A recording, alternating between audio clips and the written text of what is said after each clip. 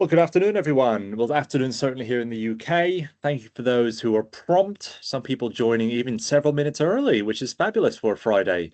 And we're just going to give it a few minutes just while everyone else connects, either dumps their previous meeting or is grabbing a sandwich or a cup of tea or whatever else we do around midday UK time. So whilst we're waiting for everyone else to join, what will be awesome is just take a minute and locate the chat function on Teams. If you're familiar with Teams or not, just search the little chat function and just tell us who you are. Maybe let us know your job role, what you do in HR, in the HR world. And also, we'd love to know whereabouts you're dialing in from today. So pop it in the chat and we're going to get going here in just a couple of minutes while we let everyone else join.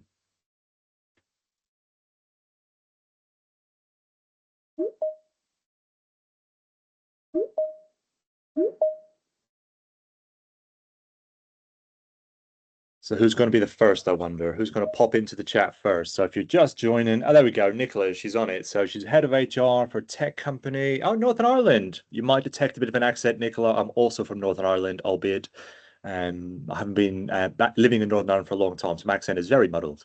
We got Sark in Berlin, got Wales, head of people and culture. Welcome, Ellie. Tina, welcome. Becca from Leeds, welcome, Becca. You're an HR manager. Hampshire, people and culture consultant, welcome.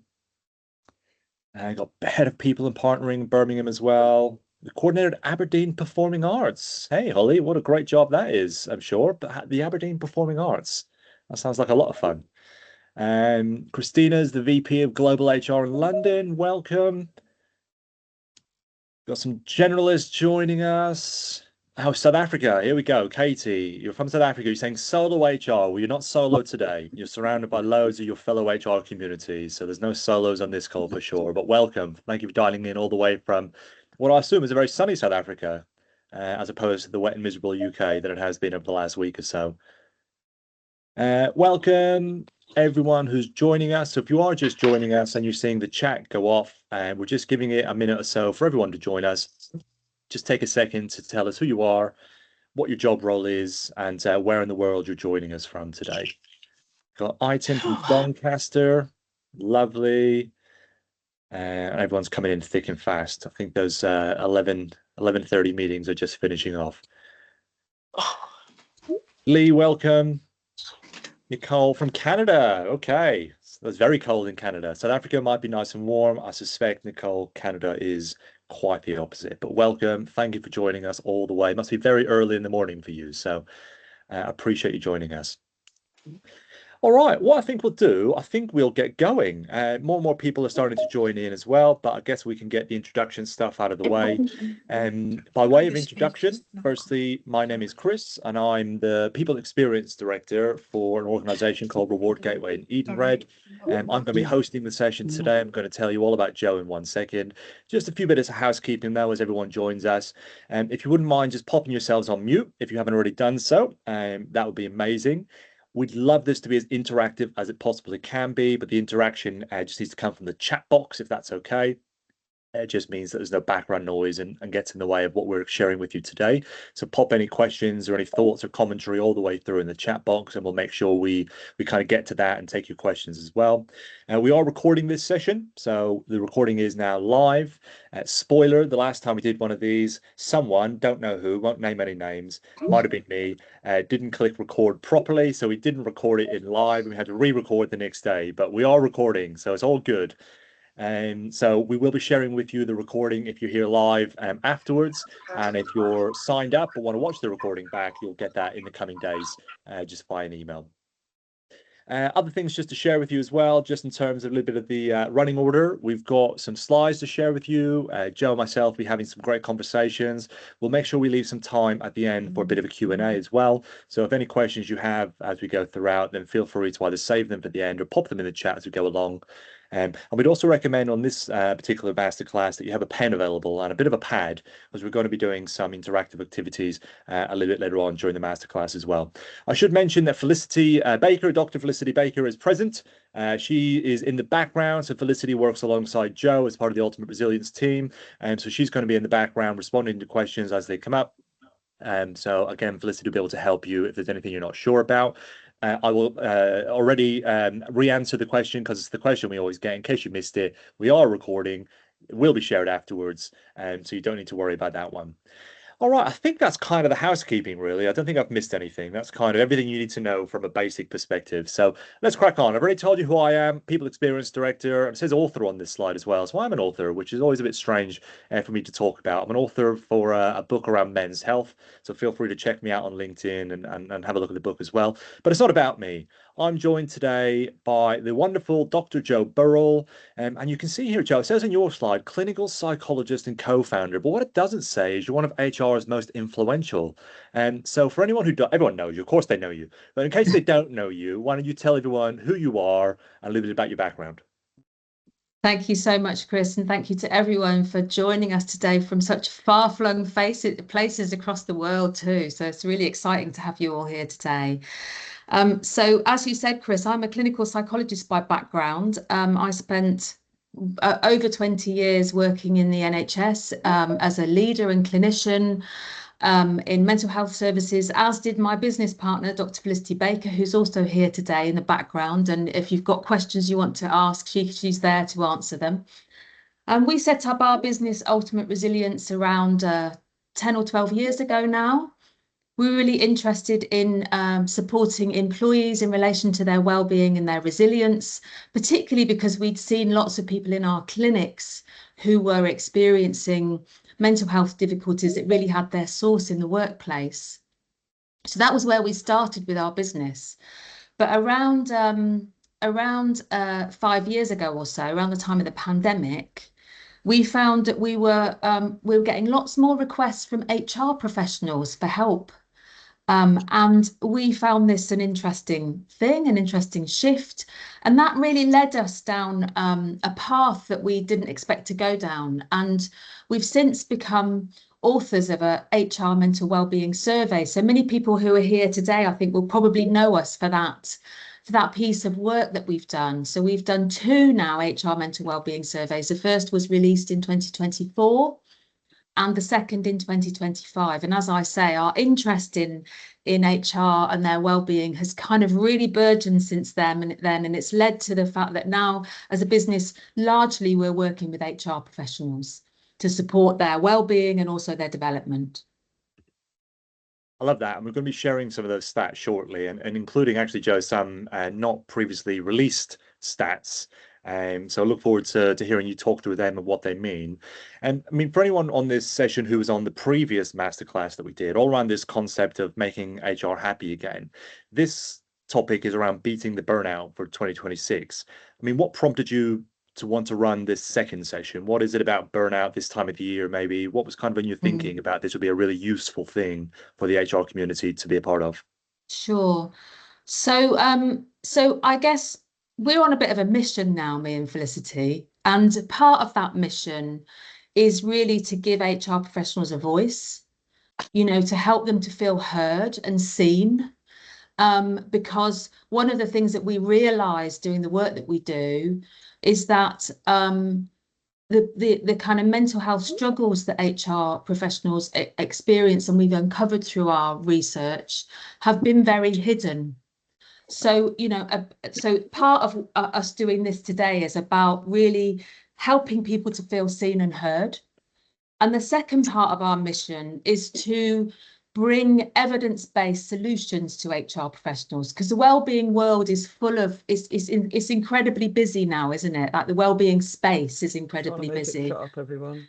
And as clinical psychologists and mental health professionals ourselves, we see that there's a huge importance in bringing wellbeing solutions to people that we know are effective, that are evidence-based. So we're all about supporting, facilitating HR professionals to access support that's going to be effective and we know is evidence-based.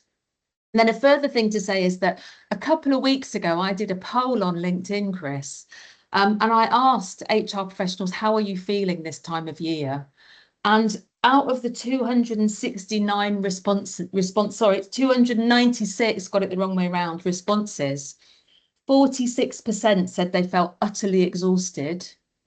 and 43% said they were running on low power. So almost 90% of our HR respondents experiencing, incredibly low energy and feeling pretty, exhausted at this time of year. And it's a time of year that we all feel often quite exhausted, isn't it? So it felt like a good time of year to be talking about, how we can protect ourselves, to bring some evidence-based approaches to people so that they can be thinking about how they can recover over Christmas and what kind of simple steps they can put in place that are going to bring them into the new year feeling kind of, they've got some capacity. Now, I talked about how, we really want to bring a spotlight and shine a spotlight onto the experiences of HR professionals. And these are some of the quotes from our wellbeing survey from this year. So these are quotes from real HR professionals, real quotes from people who responded to our survey. And I guess they just give us a bit of an insight into the types of experiences that HR professionals have. And they really tell us, they speak volumes, don't they, Chris, about the kind of challenges that often lead to HR professionals feeling very burnt out. And we're going to be talking a bit about the figures that we collected from our survey a little bit later in the session. I think it's, I mean, some of these, I look at these quotes and I kind of think, I can understand why that happens anyway, but it's kind of magnified loads at this time of the year because Christmas, and by the way, it's less than 2 weeks till Christmas. So if you were thinking you've got loads of time, you don't. But the good thing is, in 2 weeks' time, it'll be Boxing Day, and the stresses and strains of getting ready for Christmas will kind of be in the rearview mirror again, and we're getting ready to go into January. But we've got all of the life stuff around this sort of time of the year on top of the work stuff, and that really, it really makes us feel like we're just being pulled from pillar to post. And I know just my own experience, every time we get towards the end of the calendar year, there's so much scrambling around trying to close things down or work out your budgets for next year, or make sure everyone's feeling as well as they can going into the new year. And HR absorbs a lot of that angst because typically we try to be as coherent as we can. We try and be as correct as we can in terms of helping other people and all that sort of stuff. And these quotes here around absorbing emotional stress and having nothing less left for yourself, that makes me sad as an HR professional, actually as a human being. But the good thing is we're here to share, and you're here to share some practical examples about how we can fix that and do some really simple things, I suppose, going into 2026. But just for those who perhaps have not seen the survey that you were just referencing, perhaps it's useful just to have a couple of minutes just refreshing some of the top line headline data that's come out of the survey in 2025. Sure, thank you, Chris. So yeah, I was saying earlier, I think many people who are here will probably know us because of the survey that we completed this year, particularly. So we had almost 1,500 respondents to our HR Mental Wellbeing Survey this year. And we use clinical measures, standardized measures, to explore levels of depression, anxiety, burnout, well-being, and so on. So these are some of the findings that we find that we got. And these are quite shocking findings, as you know, because I know you've seen them already. So we found in relation to depression, using a clinical measure, standardized measure of depression, we found around 3/4 of our respondents were experiencing some symptoms of depression, and 44% met the threshold for clinically significant symptoms of depression. Okay. And actually, we compared that with general population data, and we found that figure of 44% is 2.5 times higher than rates of depression in the general population. So we've got a staff group here who are struggling quite significantly in terms of depression. And then moving over to anxiety, we found again around 3/4 of our respondents were experiencing symptoms of anxiety, and 38% met the threshold for clinically significant anxiety, which is 1.5 times higher than in the general population. Then moving on to looking at well-being, so we found that 67% of our respondents were in the range for low psychological well-being, And we found 26%. So this is just one of the questions from the wellbeing measure that we used. 26% had not felt fresh or rested at all in the previous 2 weeks to completing the survey. And then in terms of burnout, and obviously this is our topic for today, we found that 63% of our respondents were very likely to be suffering from burnout, and a further 15% were at risk of burnout. So we've got there, 78% of people who are experiencing quite concerning levels of symptoms related to burnout.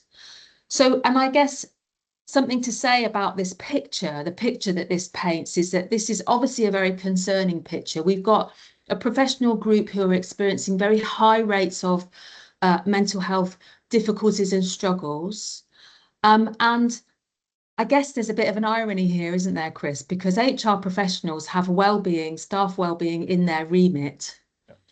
And if we're thinking about, those general population, figures, comparing our data with the general population figures, what that suggests is that actually HR professionals are struggling more than most of the other people within their organisations. Yeah. So that's quite a concerning situation to find ourselves in, isn't it? It is. And I kind of think about, for those who know me, one of my side hustles, day job, if you like, outside my day job, is I'm a volunteer police officer. So I do police work, and I've done that for the last decade or so down in Brighton, where I live. So when I think of something like police, and I think about ambulance service, and I think about NHS, and I think about people on the front line, emergency services, I would look at stats like this and kind of think, I can sort of see why that might be the case in roles like that. But HR, I know the stats, but if I didn't know the stats, HR wouldn't be an industry that would jump out at me. If I was outside of HR, I wouldn't jump out at me and go, that's an industry, or that's a set of jobs that's under this extreme pressure. So I guess it begs the question, why? And I suppose one of the questions before we get into the why and what we can do about it is, terms like well-being mean different things to different people. The term burnout probably means different things to different people as well. So maybe you're just using your clinical background and understanding of this, define burnout for me. What is it? What is burnout? What do we mean by that? Yes, yeah. So actually, I mean, you might know this, but burnout is not a clinical category. It's not a diagnostic term. And so it's not necessarily a term that I as a clinician would be using with, in my clinical work with people. But there are crossovers between burnout and other, recognized mental health conditions. It's actually identified by the World Health Organization as a phenomenon, a workplace phenomenon, that emerges as a result of chronic workplace stress that hasn't been managed properly or effectively. And I guess what that means in reality is that people suffering from burnout have been operating outside of their capacity for quite some significant time. Yeah. It's the impact, it's the effect of that. It's the consequence of functioning outside of your capacity to function for an extended period of time.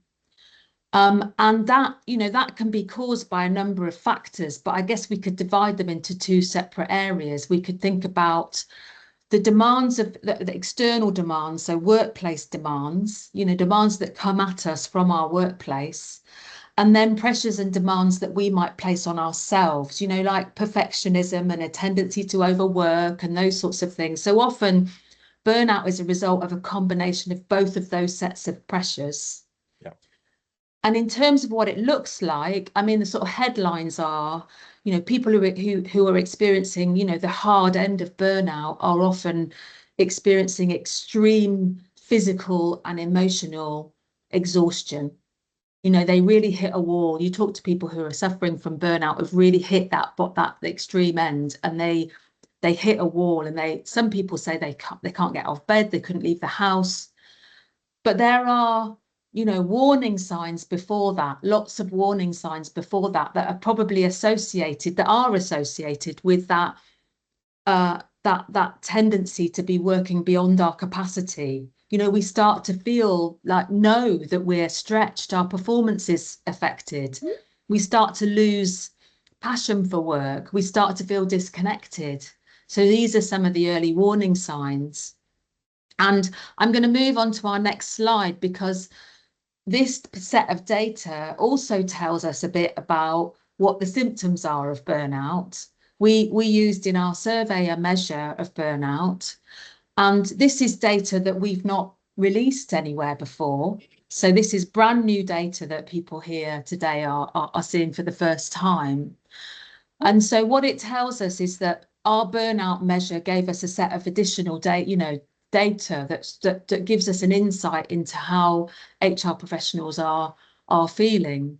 So what we found was 56% of our respondents felt that they were mentally exhausted at work, either often or all of the time. Okay, so over half of our respondents. 37% of our respondents felt that they were struggling with their concentration, either often or all of the time at work. 30% were feeling that they had no enthusiasm for work. They didn't have any enthusiasm for work, either often or all of the time.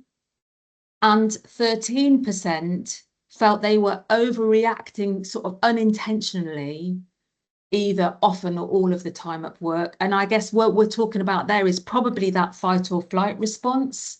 That overreaction is often about threat emotions, anxiety, anger, frustration, those sorts of things.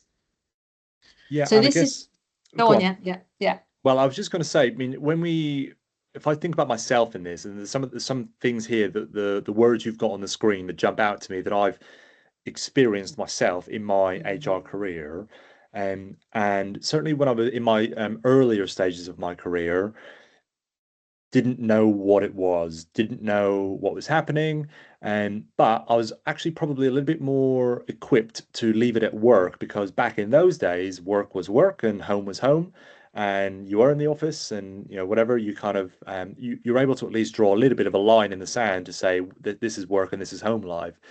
But now there must be something to be said as well for the blend that we have within how we Yes. work, where we work, the technology that we use, that if you're feeling this way in the workplace, inevitably it's going to bleed through to your home life, your relationships, your children, your desire to want to be social and not with your friendship groups. Would that be fair that Yes. it's inevitable? It's affecting the human being, not just the HR Yes. professional. Absolutely, absolutely. And if you look at this, this set of data, of course, it's going to be affecting you, isn't it? It's going to be affecting your performance at work. So clearly your performance is, you're not going to be functioning at your best at work. And I think there are all sorts of knock-on effects of that, because, I work with people through our supervision service with people, people who are experiencing some of these symptoms. And what we see is, they're feeling very anxious often because they know they're not performing at their best. And so they're worrying about how they're going to do when they're in meetings or when they're doing presentations or, those sorts of things. Their confidence is knocked. They're experiencing imposter syndrome. And those sorts of things affect us on that Sunday night before we go back to work, don't they? So they're definitely affecting us at home. We're carrying them around with us when we're outside of work. We're ruminating over them. We're feeling anxious before we go into work because we're worried about our performance. So often what I'm seeing when I'm working with people is actually that anxiety or that lack of confidence first, because that's what's preoccupying people. Yeah, and then it feels a dread. It feels a dread getting out of bed in the Yes. morning and whatever else. It's really quite fascinating. I think it's one of those things that if we're able to be more cognizant and aware of those signs and symptoms, the warning signs that you mentioned earlier on, we might be able to do something about it and catch it before it becomes a real problem. And I guess there's a real risk here. And again, I felt this myself. I've got a newborn baby, and I've got another 3-year-old. I mentioned I do my policing. I'm a full-time job as an HR leader. I've got all these different hobbies and interests. What I can definitely see happening sometimes, not so much now, but certainly in the past, is I try to be so good at all of them and pull myself so thin that I ended up being good at none of them, or certainly feeling like Yes. I'm not very good at any of them. And then, of course, that has the knock-on impact about your confidence. You become a bit of a self-fulfilling prophecy at that point. So it's about what consciously can we do to stop us getting to that point in the first place. And I guess, of course, that leads us probably to the stats are alarming, but stats are educational as well. And when we're armed with the information, we can do something with it. So I guess it begs the question, Jo, what can we do about it? What can we do, particularly over the festive season when there's so much going on in work and out of work? What can we do to perhaps protect ourselves a little bit better, or at least reduce the risk of burnout, and set ourselves Yes. up nicely into 2026? Yes. So this isn't the Christmas time is an opportunity, isn't it? This festive period is an opportunity because for many of us are stepping back from work. I know some people will still be working but probably work's a bit quieter because lots of people aren't there. So this is it, I think the first thing to say is that this is an opportunity for us to be reorientating our focus back towards ourselves. Because I know, I've spent my career as a people-facing professional, and I know we're brilliant at looking after everyone else, but we're really rubbish at looking after ourselves. That's what we're kind of used to doing. We're used to attending to other people's needs. So this festive period where we step back from work and that sense of responsibility that we have towards others at work is an opportunity for us to reorientate towards ourselves again and to focus and connect back with ourselves. So I think that's the first thing to say. And we can do this in a number of different ways. So I think it's really important that we connect with ourselves in a kind of restorative way, in a way that helps us to recover, because as human beings we are not built to be kind of on high alert 24/7. That is not good for us. It's not good for our health and our well-being. And we know actually, that chronic stress cycle that we can get into has all sorts of negative health outcomes associated with it, doesn't it? Heart disease, stroke, etc., etc. So this festive period when we're stepping back from work is an opportunity for us to take those moments of recovery, because what we need as human beings is, it's okay for us to be on high alert, to be high adrenaline some of the time, but we need to be balancing that with periods of rest and recovery. So I'd like everyone here today to just jot down or make a mental note of one thing they're going to do that's going to give them a period of, that's going to be a restorative or a recovery activity. And I've put digital detox here because, we're often much more connected with the digital side of things, with our screens when we're at work, because we're looking at our emails and maybe we're looking at other stuff to do with work. We're looking at the intranet, that kind of stuff.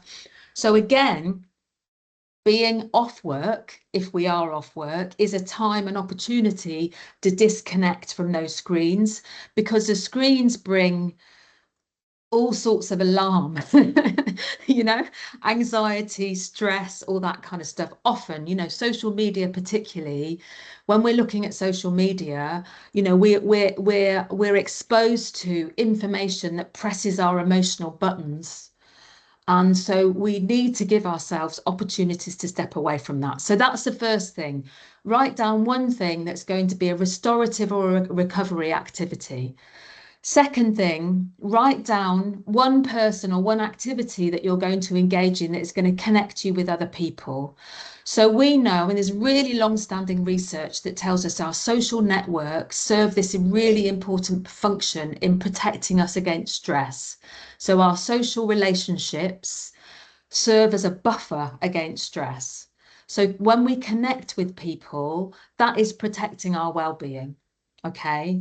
And we also know that our social relationships bring life satisfaction. So we're more likely to feel satisfied with our lives if we have some good, strong social networks and social relationships. So one way in which you're going to connect with someone that you really love and care about, someone that you really feel fondly towards, because it's those relationships that matter the most. And then finally, connecting with your anchors, your values, meaning, and passion. So I'm talking about, what's important to you, what you feel is important, what matters to you, and what you love doing. Because we know that if you're connected with your values, what you believe in and what matters to you, then and you're able to live according to those values and that meaning and what matters to you, then you're less conflicted. You feel there's less dissonance in your life, and that conflict and dissonance gives rise to feelings of anxiety and frustration and so on. So being connected with our values and what matters to us is really important for that reason, and being connected with the things that we love to do gives rise to positive emotions. So when we're engaged in the things that we love doing, our passions, we experience a higher number of positive emotions, and positive emotions are great for our resilience and they help us to feel optimistic. So write down, make a mental note of one activity that you're going to engage in over the festive period that is connected with a passion. It might be reading, it might be running, it might be singing, it might be knitting, sewing, calligraphy, it might be art, it might be painting, it might be crafting, it might be any of those things. But one thing that you love to do that you're going to spend some time doing over the Christmas period. Yeah, I love that. And some people have actually very kindly started putting some bits in the chat as well. And actually, what it shows just by some of the bits in the chat. So we've got baking, we've got going for a walk with their partner, we've got some journaling, which is lovely. Someone's going to do jigsaw puzzles. And I think that point you just raised is it's an individual thing. So we're all Yes. we find joy in different things, and that's what makes the world so wonderful. So it's a very personal thing. And one of the terms I often use when I'm speaking, normally to guys about this, when I talk about men's mental health, but I talk about this concept of being deliberately selfish. And what I mean by that is, if I take myself as the example, I can't show up as the best HR leader or the best dad or the best husband or the best anything unless I'm the best version of Chris first. So I have to be deliberately selfish with me and do the things that I enjoy doing, which gives me more energy to show up to everything else I've got to do in my life as the best version of myself. So if anyone's thinking, God, it's going to be such a busy festive period, where am I going to find the time to do this? You can just say, Chris and Jo said, you've got permission over the festive period to be deliberately selfish. Find that thing or those things that bring you joy, and make sure that you prioritize them and prioritize yourself, because then you can show up in every other circle of your festive period as at least the best version of yourself. So some really, really good activities there. And thank you everyone for sharing. And I love the idea of going for a walk every day. I actually once read a piece of research fairly recently that said, I think it's to do with commuting, but it said that 97% of us, when we're commuting to and from wherever, the office, whatever, we don't notice nature. We don't notice what's around us because we're heads down in a phone, in a book, earphones are in, or we're just zoned out. So here's a challenge for me to all of you as well: is don't be in that 97%. Give that 3% a chance of when you're out and about or when you're moving around, just notice the things outside that are going to bring you a bit of joy, a bit of sunshine if we get it, some nice birds tweeting in the distance. Just be present in that moment. And that's something that really helps me as well, if you can be in that 3%. I should mention, by the way, you've reminded me, Go because on. actually what you're talking about is being mindful, really, isn't it? Being Yeah. in the moment is about being mindful. And we've actually got a little freebie that we're releasing at the end of the session Oh, today. nice. So a mindfulness playlist. So Felicity's going to be putting it in chat towards the end of the session today. So that, you don't even have to think about what you're going to do for your restorative recovery action, because you can access our mindfulness playlist, which is a set of mindfulness practices that you can engage with over the 12 days of Christmas. Yep. Well, there you go. Lovely. We got you covered. So look out for that in the chat as we get through the rest of the content here. So, Joe, thank you for that. There's some really simple things there. Thank you everyone for sharing. Hopefully, if you've not put it in the chat, you've jotted some stuff down. And you're going to take that individual action to go away and do something just for you, deliberately selfish over the festive period. Now, Joe, this obviously links to one of your main passions and the main pieces of work that you do at Ultimate Resilience, which is this concept of HR supervision. So that's, if you know your work, or you're on the previous webinar, we know that's around aiming at boosting well-being and having the skills and the tools, I suppose, to have better coping mechanisms and all that sort of stuff. But just as a reminder, what prompted you to create this concept of HR supervision? What brought that to your mind? Yeah, so coming back to a bit of data from our survey. So one of the questions that we asked people who completed our survey was, do you feel supported in relation to your mental well-being at work? And only 13% said that they felt well supported at work. So that leaves 87% of people who feel that support at work for their mental well-being is insufficient to some degree. And actually, around half of our respondents were saying that it was lacking very significantly. So they were feeling either never supported or very rarely supported at work in relation to their mental well-being. And we were then able to interrogate the data a little bit further. And I think this set of findings are actually our most important findings from the whole survey that we did this year, because they tell us some really, really important things. They point us in a direction. So we were able to look at, if you are an HR professional who is saying you feel well supported at work, what does that mean for your scores around mental health, your scores in relation to burnout, what you're saying about your sickness absence, and about your whether you're thinking about leaving the profession, because these are two additional questions that we asked in our survey. And what we found was, if you are an HR professional who's feeling well supported at work, then your mental health is better. So you are much less likely to be suffering from symptoms of depression and anxiety. Your well-being is better.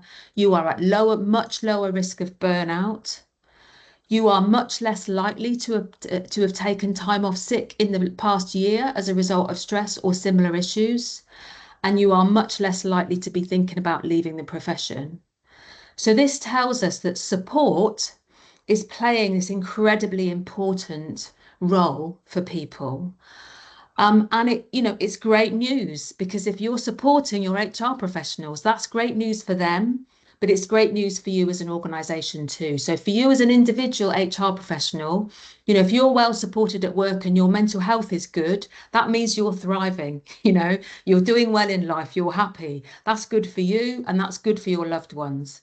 It's also good for your performance at work, because if you're well at work, if you're feeling well and happy, then you're likely to be performing well, you're likely to be engaged.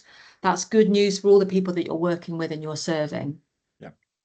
And it's fantastic news for your organization too, because we're talking about cost savings, aren't we? Because if you're performing well, then you're delivering. So that's good.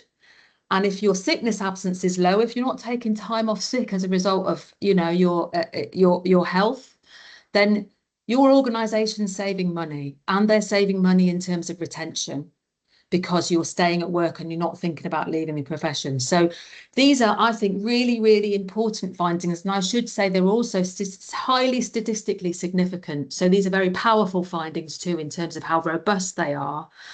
So this led to me and Felicity thinking about, what can we offer that's going to be supportive of HR professionals specifically? What's around that we know works, that we know is effective, that's going to provide that level of support, that it will protect people's mental health and, stop them from going off sick and so on. And we realised that the answer was staring in our faces, because as clinical psychologists, we've been delivering and receiving supervision all the way through our careers. We're trained in the methods and approaches of supervision as part of our core training, and it's expected within our profession that we will deliver and receive supervision all the way through our careers. So we were just like, oh my goodness, this is the solution. And we already know it's an effective approach. I'll be talking a little bit shortly about the research around supervision, but we just thought, actually, this is the solution. It was staring in our faces. Well, why don't you tell us then, for people who have not seen it before, give us an overview of supervision, and then I think we're going to talk a little bit about, well, how do we apply that to this concept of burnout for next year as well? Sure. So give us the elevator pitch, if you like, of supervision. Sure. So So supervision, first of all, we want to separate it out from management supervision. I'm not talking about management supervision because, we think about, when we hear the word supervision, sometimes we think about supervisors, a person in the hierarchy who is more senior than us, who is monitoring our performance. We're not talking about that. So this is a different type of supervision. This is a personal and professional development approach.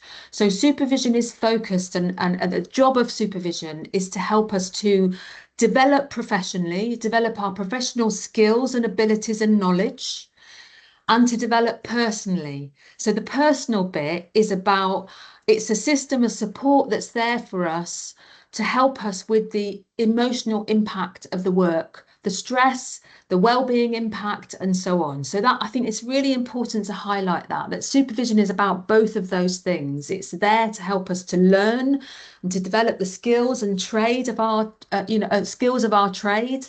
And it's also there to help us with our well-being and to give us support around the emotional impact of the work.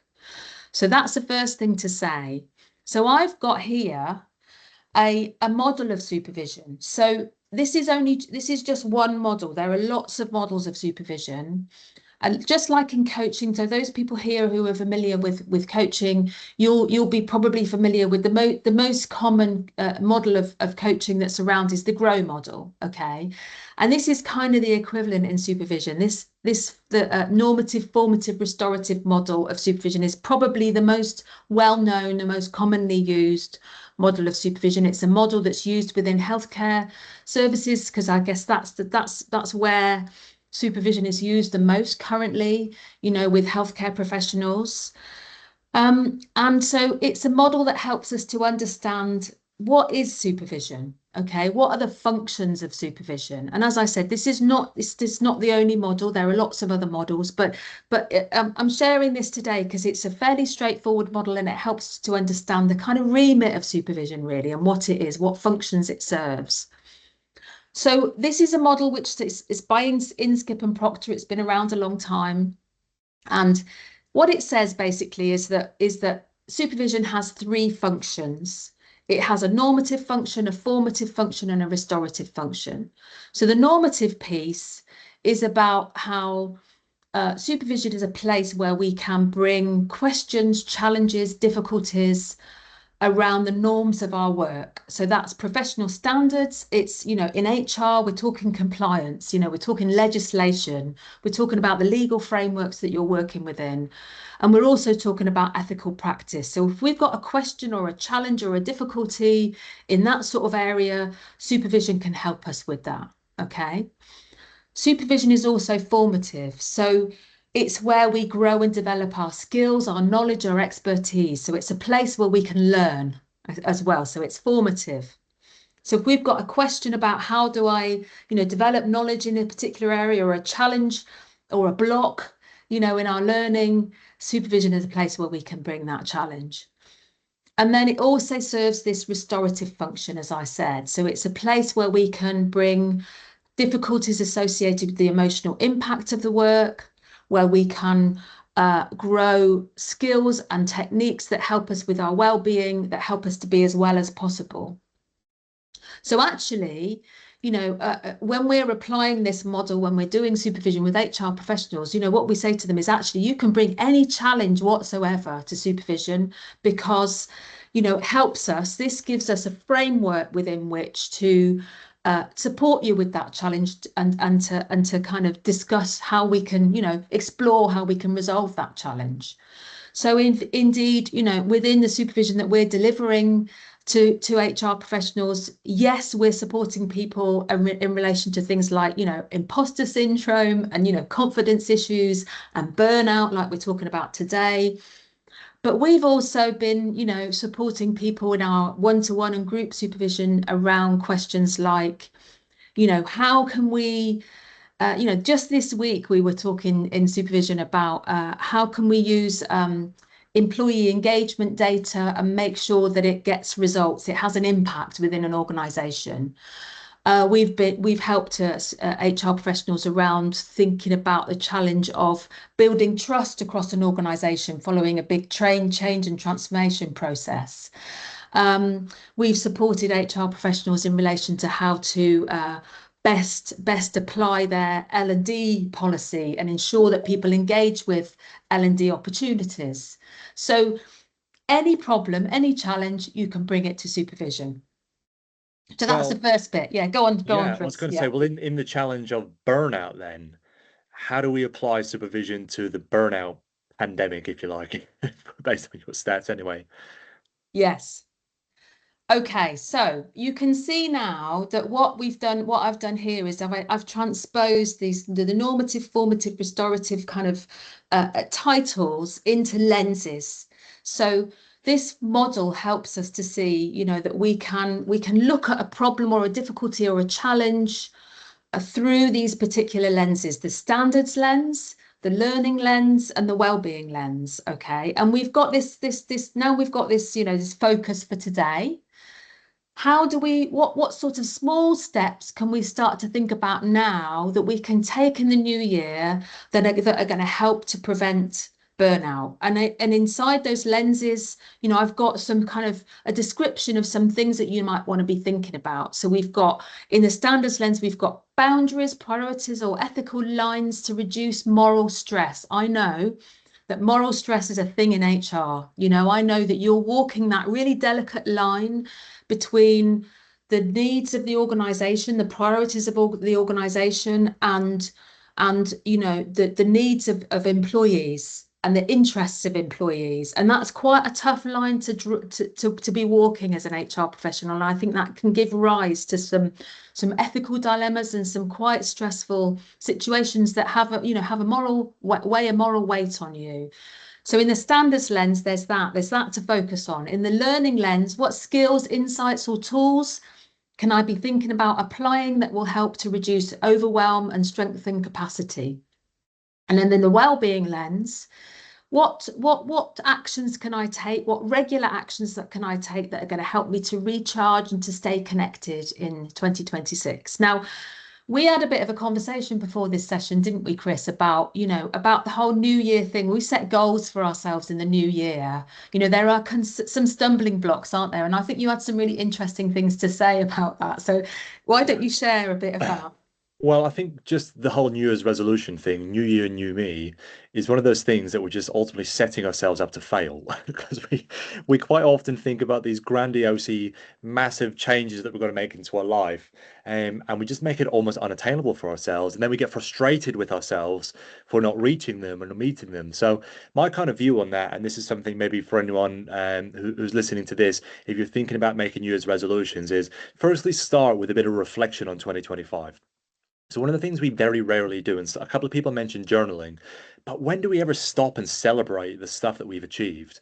And particularly the end of a calendar year, it makes sense as a good time to do it. Just jotting down a few points of the things you're most proud of that you've achieved, either personally or professionally, during the last calendar year, I think is a really nice way to switch you into that positive mindset about, okay, actually, it was stressful, it was overwhelming at times, but actually look at the great things that I've done and what I can be proud of myself about. So jotting 2 or 3 things down that you're most proud of for the year just gone is a good place to start for thinking about what's coming up in the following year. But then what I'd highly encourage you not to do is make these 12-month life-changing decisions that you think you're going to try and achieve because they become impossible to attain. And as I mentioned, we get frustrated and typically we give up is typically how it works. And that frustrates us. So just break them down into really simple things. I mean, I hate using corporate terms like SMART objectives and that sort of stuff, but there's something in it. There's something in really short-term, manageable and achievable things that we can do either on a month-to-month basis, a bi-monthly, a quarterly to quarterly basis, that just makes that big achievable goal much more realistic and it doesn't feel like a million miles away. It's something we can realistically achieve. So just break things down into manageable milestones and then celebrate as you get to them. So when you get to that little tick box where you say, yep, done that, then don't forget, before you move on to the next thing, don't forget to go, actually, do you know what? I put the effort into getting to this point. I'm proud of myself and celebrating that achievement that you've made as well. So that's kind of my top tip there is don't set yourself up to fail. Set yourself up in manageable ways to achieve little things along the way. I think that's really useful, Chris, because I guess I would really encourage people to be thinking about small things, small steps, one or two things. Let's not overwhelm ourselves because, you know, we, like you said, we fall into that trap, don't we? We set up these massive goals for ourselves and then we fail and then we beat ourselves up and then it just sends us backwards. And, you know, we're more likely to be heading towards burnout if we're busy beating ourselves up, Yeah. you know? So, you know, I've got some suggestions here. You can see the little arrows, you know, coming out of this diagram, this model of things that actions that people could take or to be thinking about or planning for the new year that relate to these different lenses and standards. Okay, so we've got building collective responsibility. It sounds like a grand thing, but I guess when it comes to moral and ethical sort of questions and difficulties and challenges that we face at work, actually it's really useful when we've got other people around that we can bounce that off, you know. So we could formalize it. We could say, well, we're going to have some regular meetings around sort of, you know, ER cases that are throwing up ethical challenges for us, for example. We could build in a sort of a whole new system. We could do that, but we could equally say, who's the one person that I'm going to go to when I'm really struggling with an ethical question? You know, maybe that's all we're going to say to ourselves. We're just identify one person. Maybe we're going to say, go and find them and say, is it okay, you know, if I come to you when I'm really struggling with an ethical dilemma or question, you know? And then, you know, things like recognizing the early warning signs of stress. I think it's a thing that you know, a mistake that we make, a problem that we face, a challenge that we often face when it comes to managing our stress, which is very much associated with burnout. You know, chronic stress equals burnout. We overlook those early warning signs. And actually, if we are aware and well versed in what our early warning signs of stress are, we're a lot more likely to be able to take action. We're much more likely to take that action. And then we're equipped to, you know, prevent stress from building and escalating to a stage where it's at chronic levels. And then I've got here one, you know, a suggestion of joyful activity each week. So I was talking earlier about positive emotions. We know from the resilience literature that positive emotions really help to boost our resilience. They're actually incredibly valuable, but we don't tend to notice them. We let them pass us by. You know, it's the threat emotions that grab our attention, and there's good reason for that. You know, when we experience a threat emotion, it's probably because there's a threat out there that we need to attend to. So in terms of our survival, that's really important. But actually, these positive emotions have so much value to them. So if we can be just noticing when we're engaging and when we're experiencing a positive emotion, we're engaging in something that gives us a positive emotion like joy, and we're creating opportunities to experience positive emotions, that in itself is boosting our resilience and helping us to feel well. Love that. Some really simple things there to do. It just needs some deliberate action, I suppose. And I guess the fact that everyone's on this session or watching us back on the recording means that there's at least a goodwill and a want to do these simple things and do something different over this festive period and in 2026. Jo, obviously you've shared some really great examples there. You shared some of the stats and what is HR supervision. Do you have any experience or research that says that supervision has benefits? And what are the benefits that you see? Sure, yes. So I'm going to move on to my next slide, which is actually a quote from one of the people who is engaging in our supervision. And, you know, it tells you a bit about her experience of HR supervision. But we also know that there is lots of really good research out there already about how, you know, supervision is benefiting people and organizations who were already receiving it. So obviously, most of the research that's out at the moment is on, you know, in healthcare settings where supervision is a sort of standard practice, as it has been, as I said, in my career as a clinical psychologist. And I guess one of the great things to know is that there's good research that says that supervision prevents burnout. So, you know, we're here today talking about how do we prevent burnout. And we know that supervision serves this protective function. So supervision is not just about being reactive. When we have it as a regular practice that we engage in, then it's there and it protects us. It serves this protective function. It helps to reduce stress. We also know that it improves the quality of our performance, that it improves work quality. So it has a positive impact on work quality. It helps us with our decision making. It helps us make clear decisions. It improves our ethical decision making. So it brings all sorts of benefits to us and our organizations and our performance at work. I love that. Unless it's a massive coincidence. I think Ellie is actually on the call today, which is great, and a lovely quote. And it's great to see what benefits that is brought to Ellie and her role. Well, I guess the question then, Jo, is what? There she goes. She says hello in the chat. So hey, Ellie. Hello, Ellie. Thank you for What can being people here. do if that's kind of tickled people's fancy, if you like? What can they do to learn more about HR supervision and the work that you do at Ultimate Resilience? Sure. So there's a QR code here on the screen, and you can click on that, and that will take you to the homepage of our website. You can book a discovery call from there. You can have a look at our webpage about HR supervision. You can also click on the link to our HR Mental Wellbeing Survey there too. So if you want to download that survey and have a look at the detail of that survey, then please do. Reach out to us. I'm on LinkedIn, Dr. Jo Burrell. Please do connect with me on LinkedIn. I'd love to hear from you. I'm talking about HR wellbeing and development on LinkedIn pretty much every day, as you know, Chris. So please do connect with me there and reach out. And so we've got some other little resources and things that are available too. That if supervision isn't something that you think you're going to be accessing, these are some other things that you could access as well for your well-being. So I mentioned earlier, we've got a free mindfulness playlist. So Felicity, I hope I can't see the chat, but I think It's in there. Felicity is She's just posted. It's in fantastic. there. So Felicity has posted a link to our free mindfulness playlist. I'd really encourage you to make use of this over the Christmas period. It's your opportunity to connect with some recovery and some restorative action over the Christmas period. So there's our free mindfulness playlist. We've got our little book of HR resilience. I've got a copy here. I'm going to show it to you. You can get this on Amazon. Great Christmas present. So if you want to buy yourself a little gift, if you've got an HR team that you want to buy gifts for, you can that's available on Amazon. I think Felicity is also including a link to that in the chat as well. And we have our Essential Resilience e-learning program as well, which is really aimed at anyone within the organization. It's their evidence-based set of tools and techniques that help you to build your resilience. But we're finding lots of HR professionals are utilizing that e-learning program. And in fact, if you book a package of HR supervision sessions, then you get access to that program for free. Love that.